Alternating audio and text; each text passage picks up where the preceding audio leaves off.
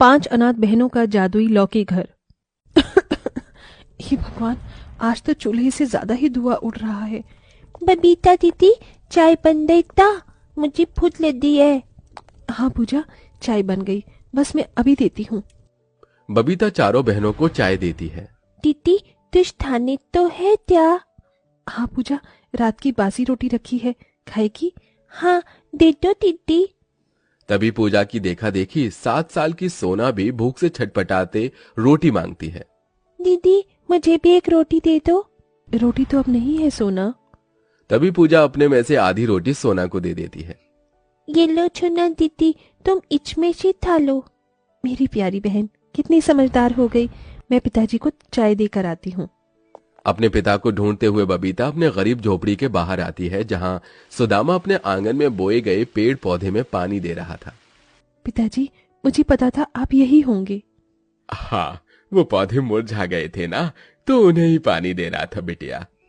क्या पिताजी, इतना लगाव तो आपको अपनी 5 बेटियों से भी नहीं जितना इन बेजान पेड़ पौधों से है। ऐसा नहीं है बेटा, पेड़ पौधों में भी जान होती है। सोचो, अगर इस दुनिया में पेड़ पौधे ही ना हो तो कहां से मिल सकेगा पंछी पखेरू को घर और इंसान को छाया? हाँ, ये कहते हुए सुदामा देखता है कि उसकी झोपड़ी की छप्पर पर लगी बेल में बहुत सारी ताजा लौकी उगी हुई हैं, जिसे देखकर उसका मन खुशियों से भर जाता है। अरे वाह, राम जी की दया से कितनी सारी लौकी उगी हैं। पता है बबीता बिटिया, तेरी अम्मा बहुत ही बढ़िया लौकी के कोफ्ते बनाती थी, और जाते जाते अपने हाथों का स्वाद तेरे हाथों में दे गई। मैं तोड़ कर लाता हूं, आज नमक रोटी नहीं खानी पड़ेगी, आज तरकारी खाएंगे। इस दुनिया की कैसी बदहाली है, जहां एक अमीर करोड़ों कमाने के बाद भी सारी जिंदगी और कमाने की होड़ में रहता है, वहीं गरीब की आरजू तो बस इतनी सी होती है कि वो परिवार के साथ बैठकर चैन से 2 वक्त की रोटी खा सके। वो लौकी जैसे उस गरीब पिता और उसकी 5 बिन मां की बच्चियों के लिए खुशी भरा सौगात लेकर आई थी, पर किसी को कोई अंदाजा भी नहीं था कि अगले पल छिन क्या घटने वाला था। अरे बबीता बिटिया, धानी बिटिया, यहाँ तो पूरे छप्पर पर लौकी ही लौकी है। कई दिन तक खाएंगे तो भी नहीं सादेगा। बाबा, छप्पर के दूसरे हिस्से पर मत जाना, वो बहुत ही कच्चा है, नीचे आ जाएगा। तभी एकदम से छप्पर टूट जाता है और बेचारा गरीब सुदामा फिसल कर मुंह के बल ऊंचाई से नीचे गिरता है। उसके सिर में बहुत खून बहता है। आ आ आ हे राम, ये क्या कर दिया तूने मेरे साथ? अभी तो मुझे अपनी 5 बच्चियों के लिए जीना था। सुलोचना को छीनकर तेरे जिया को चैन नहीं पड़ा था क्या? मेरे बाद मेरी बच्चियां अनाथ हो जाएंगी। ऐसा मत कहिए पिताजी, आपको कुछ नहीं होगा। 5 अपने पिता को अस्पताल लेकर जाती तो हैं, मगर समय से इलाज न मिलने के कारण उसकी मौत हो जाती है। एक ही पलछिन में 5 बहनें अनाथ हो जाती हैं। यहां तक कि दुख की उस घड़ी में कोई उनकी मदद नहीं करता। सबको बिना खाए 2 दिन गुजर जाते हैं। बबीता, गीतिका, पूजा, धानी और सोना सब भूखी थी। दीदी, भूख लगी है, कुछ खाने को दे दो। मुझे भी भूख लगी है दीदी। पर मैं तुम्हें क्या दूं बहनों, एक दाना भी नहीं है घर में। पर उनके लिए इतना ही दुख कम नहीं था कि उस रात तूफान के झोंके से उनका इकलौता आसरा वो झोपड़ी भी टूट जाती है। अब 5 बहनें अनाथ, बेघर, बेसहारा, दर दर भटकते हुए जंगल में आ पहुंचती हैं।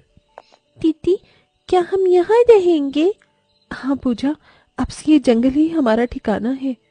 तभी 5 को किसी के करहाने की आवाज आती है। बचाओ, बचाओ, कोई बचाओ। दीदी, आपने आवाज सुनी?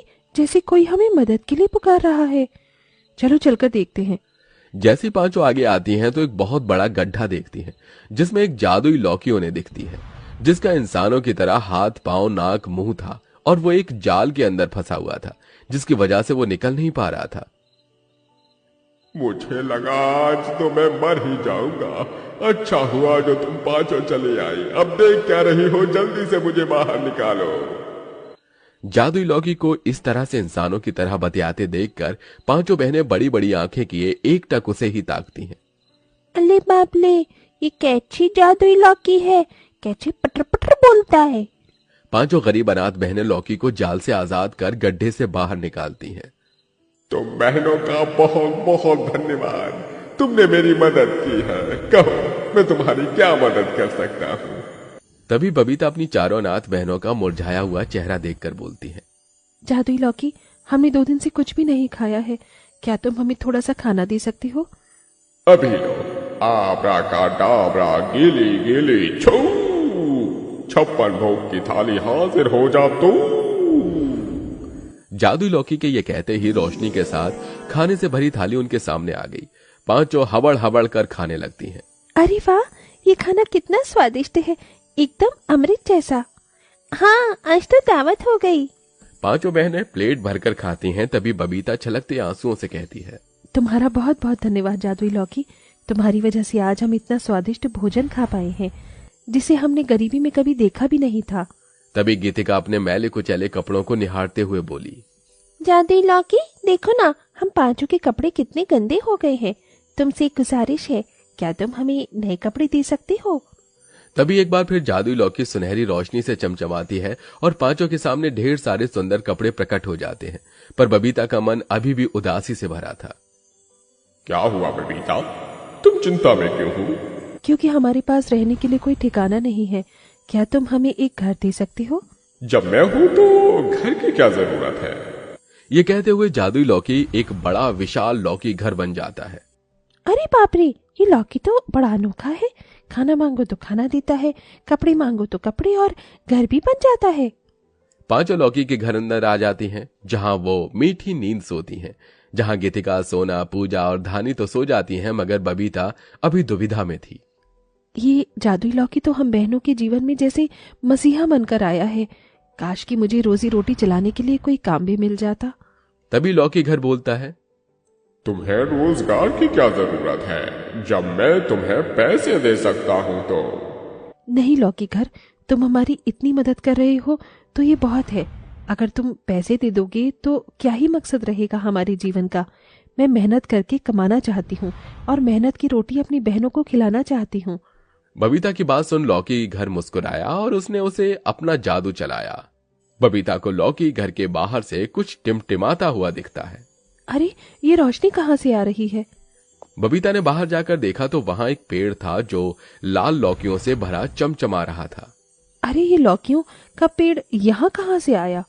इन्हें मैंने उगाया है, तुम्हें काम की जरूरत थी ना? पर मैंने तो ये बात तुम्हें बताई भी नहीं थी। तभी लौकी घर खुद पर इतराता हुआ मुस्कुरा कर बोला। मैं जादुई लौकी हूँ, मन की बातों को भी फट से जान जाता हूँ, और अब से तुम इन जादुई लौकियों से हलवा पकौड़े जो चाहे बनाकर बेचो। तभी डबडबाई आंखों से बबीता ने कहा। एक बार फिर से तुम्हारा बहुत बहुत शुक्रिया जादुई लौकी घर। तुमने एक पिता की तरह छत बनकर मुझे और मेरी बहनों को सहारा दिया है। अब अगले दिन से बबीता, गीतिका और धानी जादुई लौकी का हलवा पकौड़ा भाजी बनाकर बाजार में बेचती। लोग बड़े चाव से लौकी खाते, जिससे अनाथ बहनों की अच्छी कमाई होती। सब कुछ खुशहाल ही चल रहा था कि एक दिन जंगल में एक जादूगर आया। उसके पैरों की धम धम की आहट से लौकी घर डर के मारे मुंह बिचकाकर बिलक बिलक कर रोने लगा। क्या बात है लौकी घर, तुम रो क्यों रहे हो? क्योंकि अब मुझे वो लालची जादूगर ले जाएगा। मैं तुम बहनों से अलग नहीं होना चाहता। पर वो जादूगर तुम्हारे पीछे क्यों पड़ा है? क्योंकि वो जादुई लौकी से अपना लालच साधना चाहता है और धनी होना चाहता है। तुम डरो नहीं जादुई लौकी, उस जादूगर को आने दो तो। थोड़ी देर में जादूगर अनाथ बहनों के जादुई लौकी के घर के पास आ धमकता है। सुनो लड़कियों, क्या तुमने इस जंगल में किसी अजीब सी लौकी को देखा है? नहीं तो हमने किसी लौकी को नहीं देखा। तभी जादूगर की नजर लौकी घर पर पड़ जाती है। ये घर तो लौकी के समान लगता है, तुम पांचों ने ये घर कैसे बनाया?